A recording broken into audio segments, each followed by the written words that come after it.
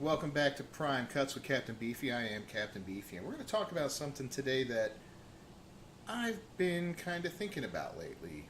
That is the whole Democratic presidential race for 2020, which is going to be a disgusting 2 year long slugfest, and it's already begun.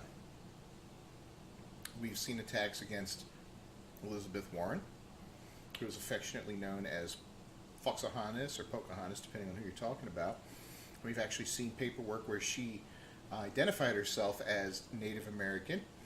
Um, that's been released. We've seen Tulsi Gabbard that has been. It's been mentioned that I think David Duke backs her now, so all of a sudden she's a white supremacist. I mean, you know, because somebody backs her. We've seen Kamala Harris come out and they call her mattress lady now and whatnot for sleeping her way into political positions in California. And let's see who else is involved in this. I haven't seen anything. Oh, Kristen Gillibrand. Yeah, I believe her father or something. It was mentioned that he has ties with child sex rings or something along those lines. The only one I haven't really seen attacked yet is Cory Booker, but his time's coming. I can guarantee you that. Now, why do you think all of these things are being released, and who do you think's behind it? I got a theory about that, and I wish we didn't have licensing issues with music and all that, because I would play the Imperial March from Star Wars right now. I think Hillary Clinton's about to throw her hat into the ring for another run at the White House. Why do I think that? Well, Hillary's always been kind of a down and dirty person, and I wouldn't put it past her to be doing all this research and having her team out there looking under every stone and looking, everywhere to bring these people down long before they gain much traction.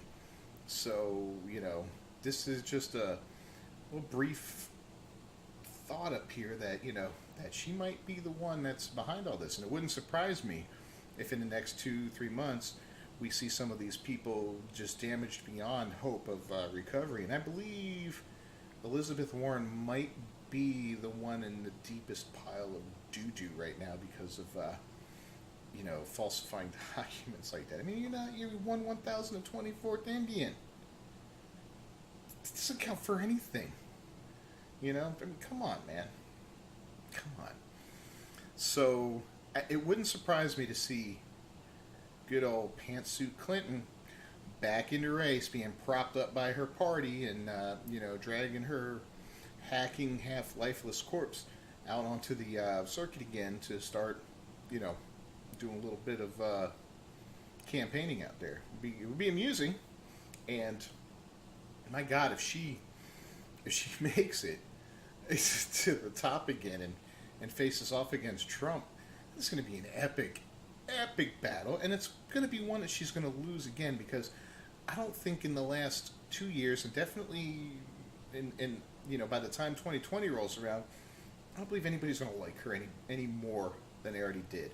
And with the direction the Democratic Party's going, it's going to be hard for them to get anybody to run that can be elected by everyone in that party. That party is just so fractured, it's despicable. I mean, they've taken these marginalized groups of people, these small groups, and lumped them all together, and they have no unifying message, nothing that they can bring to the table to elect people. They gave up on the working class people a long time ago. So they focused everything on black Americans. Now it seems like they've given up on black Americans. And black Americans are waking up and they're realizing that, hey, the Democratic Party probably doesn't have our best interest at heart. And I'm seeing more and more of it every day on Twitter, on YouTube, everywhere. And it's an amazing thing. So what are they doing now? They're fighting for illegal immigrants to come into this country. And they're fighting to battle voter suppression, which, is not voter suppression. It's just kind of verifying that people that vote are the actual people that are registered to vote, and they can vote because they are legally allowed to. But they call it suppression, and it's ridiculous. So I believe she'll make another run for it, and man, that's going to be And it's going to be epic, especially when she fails again, you know. And the people that I see that, you know, I'm still with her, and Hillary was the, you know, I had a woman yesterday telling me that, you know, she was saying that as a male, you know, because of something I stated, that I must be a middle-aged white male. And I was like, well, you know, I'm 48, and I'm pretty white. I mean, I'm part Italian, so that doesn't really count. I'm not, definitely not Anglo by any means. But you know, but my opinion must be a certain way, and that's because I have privilege. And I'm like, well, yeah, I guess, you know, that white male privilege does give everybody that's a white male a great big benefit over everybody else. I mean, look at our last president before this one; he was a white male, right?